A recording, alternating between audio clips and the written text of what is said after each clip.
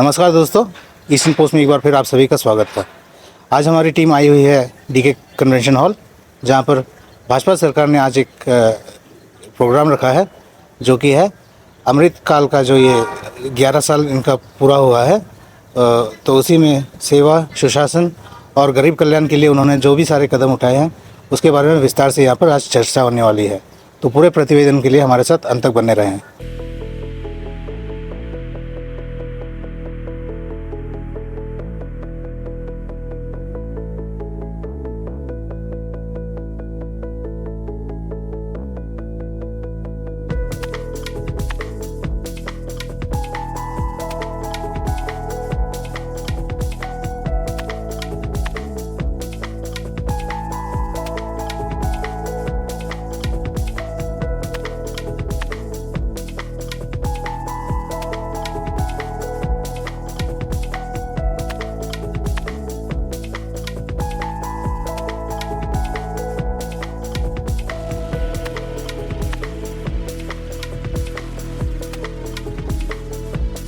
भारत माता की, भारत माता की, भारत माता की। हमारे ऑनरेबल नेशनल प्रेसिडेंट का कहना है कि ये जो हम भाजपा सरकार ने ये जो जर्नी तय किया है, ये स्वर्ण अक्षरों से लिखा जाना चाहिए, यानी गोल्डन वर्ड्स में लिखा जाना चाहिए, क्योंकि इस डेवलपमेंटल जर्नी में हम लोगों ने गरीब, सुशासन और सभी वर्गों को हम लोगों ने साथ लेके आगे बढ़े हैं। हम कहते हैं सबका साथ, सबका विकास, सबका विश्वास और सबका प्रयास। विकासवाद का एक नया सफ़र पॉलिटिकल हिस्ट्री में हम लोगों ने करके दिखाया है। से दूसरा पंथ जाने के लिए कितना कठिन था। अरुणाचल का बाटुत जो छोड़िए आप, एक दूसरा जगह से आप नामसाई से तेजू जाने के लिए पैदल जाना होता है, फिर नौका में जाना होता है, फिर हाथी में जाना होता है, फिर कोऑपरेटिव बस में चढ़ के तब तेजू पहुंचता है। एक दिन सुबह जाने से शाम को पहुंचता है। आज का दिन में चौखम से 30 मिनट लगता है, नामसाई से 40 मिनट में पहुंच जाता है। आप रोइंग जाने के लिए नामसाई से पूरा का पूरा एक दिन लगता है, आज 1 घंटा में रोइंग पहुंचते हैं। पासीघाट जाने के लिए 2 दिन लगता रहा, आज 2.5 घंटा में पासीघाट पहुंच जाता है। इस तरह का अरुणाचल प्रदेश। अब देखो, नमपोंग से लेके जो स्टीलवेल रोड है, जो फेमस, जो सेकेंड वर्ल्ड वॉर का जो स्टीलवेल रोड है, वहाँ से शुरू करके तवांग का जो लास्ट बॉर्डर पॉइंट तक 1200 किलोमीटर अतिक्रम करके सुपर कार रैली हुआ है। कोई सोच सकता है कि सुपर कार रैली अरुणाचल में आ सकता है? आज इस तरह का रोड बन चुका है अरुणाचल प्रदेश में। तो आज ईटानगर में हम लोग अपना अचीवमेंट का, देश का तरक्की को लेकर के हम लोग यहाँ गैदरिंग हुए हैं। और सेवा यानी कि सर्विस, हम लोग तो सर्विस देने आए हैं, पावर में मस्ती करने के लिए तो आया नहीं। और सुशासन, गवर्नेंस, करप्शन करके देश को बर्बाद करना नहीं है। हमको गुड गवर्नेंस, अच्छा शासन चलना है। और किसके लिए? गरीब कल्याण, गरीबों का सेवा के लिए। तो ये सेवा, सुशासन और गरीब कल्याण का हमारा जो मंत्र है, ये 11 साल कंप्लीट होने पर सबसे पहले तो मैं अपने पूरे बीजेपी टीम को बधाई देता हूं कि आप लोगों ने एक इसको मिशन मोड में सबने काम किया है। लेकिन हम लोग अपने आप को बधाई देने से पहले मैं सोचता हूं कि देश वालों को बधाई देना चाहिए, क्योंकि भारत देश इतना तरक्की किया है 11 साल में। अरुणाचल प्रदेश भी बहुत तरक्की किया है। तो फायदा तो जनता का है, फायदा तो देश का है। काम किया मोदी जी, हम सब मिलकर के, लेकिन फायदा देश को हुआ है। ये एक सरकार बनाने में टाइम लगता है। इन द मीन टाइम हमारा honourable home minister Amit Shah ji president बन गया, उसको फिर हम लोग रिपीट किया। फिर हम लोग मंत्री साहब को उधर में 2-3 बार गया, वो बोला पेशेंस रखिए, क्योंकि एक स्टेट को सरकार लाना, एक पॉलिसी होना पड़ेगा, एक लॉन्ग टर्म विजन होना पड़ेगा। इसके बाद आप सबको मालूम है कि प्रेसिडेंट रूल इम्पोज हुआ 2016 से अभी थर्ड इनिंग है जो बीजेपी सरकार अरुणाचल में अभी तक चल रहा है। तो उसके लिए मैं honourable chief minister Pema Khandu ji और honourable deputy chief minister Chowna Mein ji को धन्यवाद देना चाहूँगा, क्योंकि अभी तक थर्ड इनिंग कंफर्टेबली चल रहा है। जून और जुलाई में अनेक कार्यक्रम आने वाला है, जैसे अध्यक्ष जी ने रेड आउट किया है कि इसको आप लोग जरूर साथ दीजिए। आदरणीय यूनियन मिनिस्टर किरण रिजिजू जी, आप इधर हमारा प्रदेश में रेगुलर दर्शन करके और आज खासकर आज दर्शन करके मार्गदर्शन करके हमारा 11 ईयर मोदी गवर्नमेंट को मार्गदर्शन करके आपका जितने भी सेंटर का उपलब्धियां को गिना दिया और हमें सुझाव कैसे कैसे कार्यकर्ता लोग पार्टी लोग कैसे मजबूत होना है, उसके लिए हम आपको बहुत बहुत धन्यवाद। हम सब मिलके इनका नाम में जोरदार तालियां। आज ईटानगर में हमारे साथ में BJP state president Kaling Moyong ji, deputy chief minister Chowna Mein ji और जितने हमारे यहाँ senior party leaders, ministers, MLA और पोर्टफोलियो होल्डर जितने भी हैं, सब एकत्रित होकर के हमारे एनडीए सरकार के 11 साल पूरा होने पर यहाँ सेवा, सुशासन और गरीब कल्याण 11 साल का थीम से हम लोग ने सेलिब्रेशन किया है। और इसमें बड़ा संदेश हम लोग ने दिया है कि 11 सालों में हमारा भारत देश कितना तेजी से आगे बढ़ा है और अरुणाचल भी कितना आगे से बढ़ा है। आप लोगों ने भाषण में तो सुना, इसलिए मैं आपका सवाल का जवाब दूंगा। वैसे 2 लाइन बताना चाहता हूँ।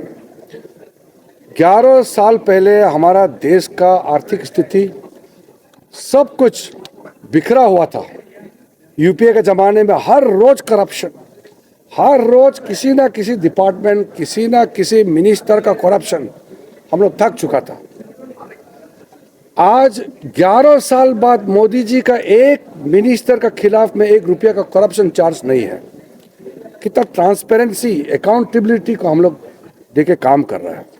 उसी प्रकार से अरुणाचल प्रदेश में पेमा खांडू जी के नेतृत्व में भी बहुत अच्छा काम हो रहा है।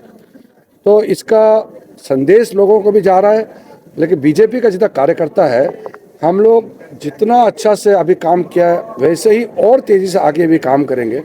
इसलिए 10 साल पहले अरुणाचल में ना हमारा कोई बॉर्डर रोड्स ठीक था, ना हमारा नेशनल हाईवे था, ना एयरपोर्ट था, कुछ भी नहीं था। आज गांव-गांव मोबाइल सर्विस, गांव-गांव पानी, बिजली, गांव-गांव रास्ता, हर घर में खाना, चावल, हर घर में बेसिक फैसिलिटी पहुंचाने में कामयाब हुआ है। ये मोदी जी का लीडरशिप में हम लोगों ने बहुत मेहनत करके भारतीय जनता पार्टी और एनडीए सरकार ने काम किया है।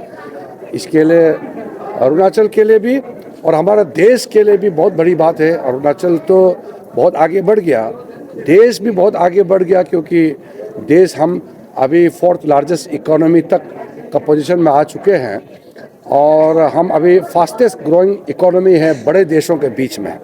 अभी रिसेंटली जो फर्स्ट क्वार्टर का रिपोर्ट आया उसमें भी हम बहुत तेज़ी से आगे बढ़ा है हमारा इकोनॉमी। तो ये मोदी जी के नेतृत्व में इतना तेज़ी से आगे बढ़ा है, इसलिए मैं पूरे बीजेपी परिवार को भी बधाई, अभिनंदन और देशवासियों को भी मोदी जी के नेतृत्व में इतना काम हुआ उसके लिए अभिनंदन करना चाहता हूँ। सबसे पहले कॉन्ग्रेचुलेशन आपको कि 11 साल का जो सफ़र बहुत अच्छा से तय हुआ और सेलिब्रेशन भी हो रहा है। यहाँ अरुणाचल में भी लगभग 9 साल पार कर लिया जी। तो ये भी खुशी का बात है, डबल इंजन चल रहा है। लेकिन जब आपने आपका स्पीच में सियांग डैम का बात कर रहे हैं तो थोड़ा सा लगता है कि मुख्यमंत्री साहब बार बार बोलते हैं कि लोग जो चाहते हैं वही होगा। हाँ, तो इसलिए तो बातचीत कर रहे हैं। सर्वे करने से पहले भी शायद लग गया थोड़ा ऐसा है। आपको ये चीज़ को ना आप लोग भी थोड़ा केयरफुली बोलना है, हम लोग भी केयरफुली बोलना है, क्योंकि नहीं तो गलत मैसेज जाएगा। सीएम साहब ने कहा है पब्लिक से पूछ के कंसल्टेशन करके फिर आगे बढ़ेंगे। पब्लिक में कभी होता है 90% एग्री करेगा, 10% एग्री नहीं हो सकता है, कभी 50% एग्री, 50% एग्री नहीं हो सकता है। लोकतंत्र में 100% कभी होता नहीं है। बात यह है कि वो प्रोजेक्ट कितना ज़रूरी है, लोगों के लिए, देश के लिए कितना फ़ायदा है, वो देखना है। मेरा ये मानना है कि हम लोग लोकतंत्र में विश्वास इस चीज़ का करता है कि जो भी काम करेगा हम लोग बता के करना है और लोगों से बातचीत करके। तो कंसल्टेशन कर रहा है बोल के तो इतना देरी हुआ है। ये कोई कम्युनिस्ट गवर्नमेंट डिक्टेटर होता तो कब का ज़बरदस्ती करना था, ऐसा नहीं है। हाँ, थोड़ा सा मिसअंडरस्टैंडिंग हुआ होगा और सर्वे को लेकर के शायद कुछ मिसअंडरस्टैंडिंग था तो प्रोटेस्ट वगैरह हुआ है, लेकिन डेमोक्रेसी में बातचीत तो करना ही पड़ेगा। लेकिन ये प्रोजेक्ट के बारे में भी गांव के हर लोगों को समझाना है, ये हम लोग का ड्यूटी है। सीएम साहब ने भी समझाया, डिप्टी सीएम साहब ने समझाया, लोकल एमएलए पार्टी की तरफ से भी कर रहे हैं। मैं उम्मीद करता हूँ कि सही चीज़ सबको समझ में आ जाएगा और प्रोजेक्ट स्मूथली आगे बढ़ेगा, मेरा उम्मीद है। लेकिन इन्वायरमेंट, लोगों का कल्चर, ट्रेडिशन, आइडेंटिटी को प्रिजर्व करना है, ये प्राथमिकता होना ही पड़ेगा। एनवायरनमेंट का बारे में है कि नहीं है, सेफ्टी का बारे में कि हाइड्रो पावर आने से सेफ्टी नहीं होगा, एनवायरनमेंट का डिस्ट्रैक्शन होगा। अभी अभी केंद्रीय मंत्री जी ने जिक्र किया है। तो हमारा यही कहना है कि आप पीएफआर करने दो, प्री फिजिबिलिटी जब रिपोर्ट होने पता चल के बाद ही जाएगा। हम डीपीआर बनाएगा। तब डैम हाइट कितना होगा, कितना आएगा, कितना सबमर्ज होगा, तभी तो डिटेल मालूम पता चल होगा ना, जाएगा। तभी तो डिटेल्स मालूम होगा। और जो डैम सेफ्टी के बारे में जो है एनवायरनमेंट इम्पैक्ट असेसमेंट होता है कि नहीं? वो तो नहीं है, मस्त है। अपर इम्पैक्ट असेसमेंट होता है, लोअर इम्पैक्ट असेसमेंट होता है, सोशल इम्पैक्ट असेसमेंट होता है। सब असेसमेंट करने का साथ साथ उससे ये भी देखता है कि सबसे कम इम्पैक्ट हो, अगर एनवायरनमेंट भी हो, सोशल इम्पैक्ट भी हो।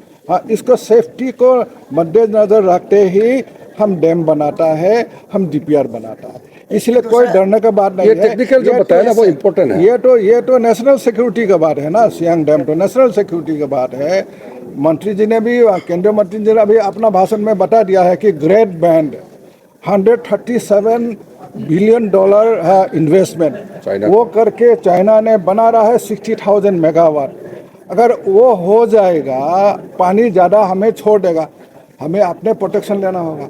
इसमें देखिए, मैं बात करता हूँ कि बहुत सा विशेषज्ञ लोगों ने प्रश्न उठाया है, जब चाइना ने 60,000 मेगावाट बनाएगा तो भारत का स्थिति क्या होगा? भारत सरकार उसमें क्या ये रेडीनेस प्रिपेयर कर रहा है? फिर हमारा जो पार्लियामेंट्रियन जो है, इलेक्टेड पार्लियामेंट्रियन, चाहे अपोजिशन का हो चाहे रूलिंग का हो, उन्होंने भी पार्लियामेंट में प्रश्न उठाया है कि भारत सरकार अगर सियांग और क्या चाइना डैम बनाता है तो अपना प्रस्तुति क्या है भारत सरकार का? तो अपना प्रस्तुति यही है कि हम 11,000 मेगावाट का वहाँ बनाएगा, तो अगर वो पानी जो ज़बरदस्त छोड़ देगा तो हम अपना कैपेसिटी ऐसा बनाएगा, अपना डैम का कैपेसिटी, कि हम वहाँ में स्टोर करके सके और धीरे धीरे हम छोड़ें। और जब सुखा देगा, सुखा देने से क्या होगा? फ्लोरा एंड फौना ख़त्म हो जाएगा, सियांग नदी पूरा सूख जाएगा, ब्रह्मपुत्र सूख जाएगा। अगर ज़्यादा छोड़ेगा तो ब्रह्मपुत्र सरायघाट ब्रिज का ऊपर से पानी जाएगा, बांग्लादेश तक उसका असर होगा। तो ये सब नहीं होने के लिए हमें अपना इंतजाम, ये electricity is not the main criteria, important है नेशनल जो दूसरा सर सिक्योरिटी। सवाल, रिजिजू साहब, सबसे बड़ा अचीवमेंट है आपका ड्रीम प्रोजेक्ट फ्रंटियर हाईवे। मैं डिटेल में बता दिया भाषण में। लेकिन आप थोड़ा सा नाराज है लगता है, क्यों सर? नाराज नहीं, वो जो लैंड कॉम्पेंसेशन को लेकर के कुछ लोग मिस यूज करने का कोशिश कर रहा है, उसको मैं नाराज हूँ। हम ये पैसा बनाओ, जिसको जो इंटेंटल मिलेगा ना, इतना बड़ा करोड़ करोड़ लोगों को मिल रहा है तो अच्छी बात है, पैसा मिस यूज नहीं करना है। मेरा नाराजगी ये है कि वो लैंड को लेकर के ऑफिसर का साथ मिल करके जिसका हिसाब बनाना है उसका मेजरमेंट नहीं करके, जिसका नहीं वो बनाएगा, जरूरत से ज़्यादा रेट एस्टिमेट करेगा। पैसा तो देश का है ना, उसको नुकसान नहीं करना चाहिए। हमारा टारगेट है रास्ता बनाना। सर, चकमा हजूम डिपोटेशन की जो बातें बहुत पहले से चली आई है, उसके बाद आप द्वारा भी बहुत इस चीज़ को ही लेकर बार बार बोला जा रहा है सर, इसका सेटलमेंट कब होगा सर? ये चीज़ तो आप लोग भी अच्छा से जानते ही है, क्योंकि 1964 से ये लोग बैठा हुआ है, 10 साल से। उसको डिफॉरेस्टेशन करके वो तो स्टेट गवर्नमेंट ने काफ़ी उनको रेगुलेट किया है और हमने तो पहले ही कह दिया है, हमने अपील भी किया है चकमा लोगों को। ठीक है, कांग्रेस ने लेके बिठाया है आप लोगों को, लेकिन हमारा समय में हम आपको अनुरोध करना चाहता है कि आप लोग जा सकते हैं तो कहीं और कोशिश करो सेटल करने के लिए। अब हम लोग डेमोक्रेसी में गोली बारूद मार के तो नहीं भगा सकता है, तो हम लोग तो रिक्वेस्ट ही कर रहे हैं। तो वो लोग बोलता है नहीं जाएगा, हम लोग रिक्वेस्ट कर रहे हैं कि आप लोग बाहर जाना है, हम लोग रिहेबिलिटेशन पैकेज तक देंगे। अब इतना साल पहले कैसे लेके आया उसको कहानी बोल के तो फायदा नहीं ना। आज तो वो लोग तो सर पे तो प्रॉब्लम तो आके खड़ा है। तो हर क्वेश्चन सर आपका तरफ से स्टेटमेंट दिया गया था कि जगह ढूंढ रहा है लोग डिपोटेशन। तो वो कितना बार हम रिक्वेस्ट कर चुके हैं चकमा को कि कहीं आइडेंटिफाई कर रहा है, आप लोग भी मदद कीजिए, वो लोग साथ नहीं दे रहे हैं। Sir, हम लोग इतना called for peaceful dharna at the state capital on the 16th of this month, presenting on improper implementation of MHA issued directive on deportation of illegal immigrants. Sir, यहाँ में इलीगल इमिग्रेंट है ILP का। No, illegal immigrants of Bangladeshi और Myanmar का जो MHA directive आया है, तो कहा गया है कि प्रॉपर्ली कैरिड आउट नहीं हो रहा है एंड 30 डेज का अल्टीमेटम सर्व किया गया था यूनियन होम मिनिस्टर। वो तो यूनियन लोग भी बोलना अच्छी बात है, मगर स्टेट को भी खुद करना है। क्वेश्चन कंप्लीट नहीं हुआ है। 30 days is coming to an end to 18 of this month. So what is your ऐसा है, stand and your legislative stand on this? आप लोग ये सवाल अच्छा किया है और ये जानना भी चाहिए। जब हम लोगों ने सिटीजनशिप अमेंडमेंट बिल पास किया था, उस समय स्पेशल प्रोविजन लगाया कि अरुणाचल और जो नॉर्थ ईस्ट का ट्राइबल स्टेट्स है, वहाँ बांग्लादेश हो या पाकिस्तान, अफगानिस्तान, कहीं से भी आएगा, वो इलीगल इमिग्रेंट जो भी सिटीजनशिप देने से भी इंडिया में हमारा ट्राइबल स्टेट में हम नहीं दे सकता है, वो पार्लियामेंट एक्ट में पास हो गया। तो हमारा यहाँ कोई भी इलीगल इमिग्रेंट आता है तो अरुणाचल में नहीं बैठ सकता है। घूमने के लिए कोई आया, पास लेके आया, वो विषय अलग है, मगर यहाँ नहीं बैठ सकता है। यहाँ सेटलमेंट रिकॉर्ड में नहीं आ सकते हैं, क्योंकि पार्लियामेंट ने कानून बना दिया कि ट्राइबल एरिया में, हमारा एरिया में कोई इलीगल इमिग्रेंट यहाँ नहीं आ सकता है। इसलिए ये ऐसा कानून बनाने से पहले चकमा हाजुम को तो 60s में उन्होंने लेके बिठा दिया। उस समय ये कानून भी नहीं था, अभी तो यहाँ बिठा दे सकता है, नंबर 1। नंबर 2, अगर कोई इलीगल घुस रहा है, क्योंकि यहाँ तो बॉर्डर मतलब कहीं से भी छुप के आता है, तो स्टेट गवर्नमेंट उसको कार्रवाई करेंगे, डिस्ट्रिक्ट एडमिनिस्ट्रेशन के माध्यम से आइडेंटिफाई करके उसको हटाना चाहिए। ये तो डिमांड अच्छा है अब, लेकिन स्टेट गवर्नमेंट का तरफ से जब काम करेंगे तो पब्लिक उसमें समर्थन करना चाहिए, क्योंकि पब्लिक जब तक साथ नहीं देगा, पुलिस ऑफिशियल एडमिनिस्ट्रेशन भी ये कार्रवाई करने में थोड़ा तकलीफ होता है।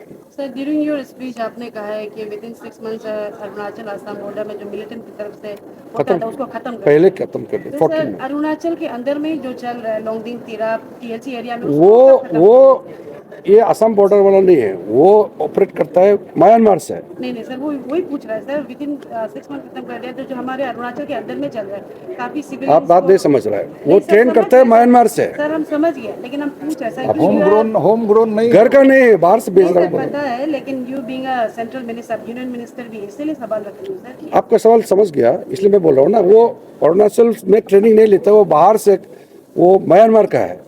हम जो बोल रहा था, ये बोडो वाला जो ये अरुणाचल असम बॉर्डर वाला, वो यही का था। ये जो म्यांमार वाला है, वो ईस्टर्न साइड से, वो जंगल से आता है, वहाँ ट्रेनिंग लेकर। म्यांमार में हम लोग नहीं जा सकते ना, वो हमारा कंट्री नहीं है। क्वेश्चन भी आपको जानना चाहिए कि दूसरा कंट्री में हम ऑपरेट नहीं कर सकते। सर मेरा एक क्वेश्चन रहेगा सर, रिसेंटली स्टेट में कंट्रोवर्सी चल रहा है संबोलापुंग का रिगार्डिंग लेके, सर आपको रिप्रेजेंटेशन एसको तरफ से भी दिया गया है, आपकी तरफ से? मतलब क्या उसमें मेरे ख्याल से आपने संबोलापुंग से भी शायद मिला, आप लोग को मालूम नहीं होगा।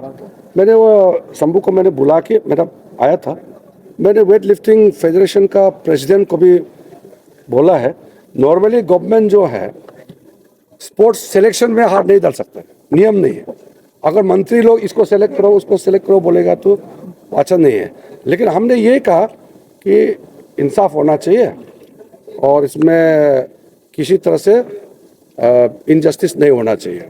तो उन्होंने बताया कि एक का 238 kg वेट लिफ्टिंग था, एक का 235 और शंभू का 234, और कॉमनवेल्थ रूल में 2 ही पार्टिसिपेट कर सकता है। तो I understand हो गया ना कुछ समझना चाहिए कि वो रेलवे का वो सिलेक्शन कर रहे हैं। आपको मालूम नहीं इसका मतलब बैकग्राउंड सर लास्ट क्वेश्चन है, सर लास्ट क्वेश्चन रहेगा मेरा तरफ से कि media friends sir time 11 legislature आपका जो लेजिस्लेशन डेलीगेट लेजिस्लेशन का इससे नहीं कर रहे, इट्स योर रिस्पांसिबिलिटी। ये ऐसे नहीं, आप लोग को मालूम ये सरकार का नहीं है, ये स्पोर्ट्स फेडरेशन में गवर्नमेंट कल को वो बोलेगा कि मिनिस्टर हमको फोन करके सेलेक्ट कर रहा है, देश में हंगामा हो जाएगा। वेट लिफ्टिंग फेडरेशन का प्रेसिडेंट को मैंने बोला लड़का को बुलाओ और फर्दर उसको बताना है, उसका कोच का गलती होगा क्योंकि प्लेयर तो इतना आइडिया नहीं होता है कौन सा कैटेगरी में कितना वेट उठाना है।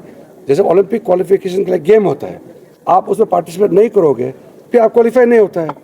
सर आपके लीडरशिप में भी नो डाउट आपने गिनवाया, लेकिन आई गेस ज़्यादा दल को पता ही है अंडर योर लीडरशिप काफ़ी सेंट्रल जो स्कीम्स है अरुणाचल प्रदेश में है सर, फ्रंटियर रोड से लेकर जो हाईवे वगैरह चल रहे हैं। लेकिन सर सबसे इम्पोर्टेंट जो मुद्दा है स्टेपल वीज़ा सर, जो हमारे जो स्पोर्ट पर्सन से लेकर काफ़ी लोगों को स्पेशली जो अरुणाचली है उनको फेस करना पड़ता है। इसको लेकर सर 11 साल में अभी तक कुछ अपडेट देखिए। ये इंडिया का प्रॉब्लम नहीं है, चाइना ने सर वही गवर्नमेंट की तरफ से क्या इनिशिएटिव लिया? गवर्नमेंट तो हम लोग तो नहीं मानते उसको, चाइना का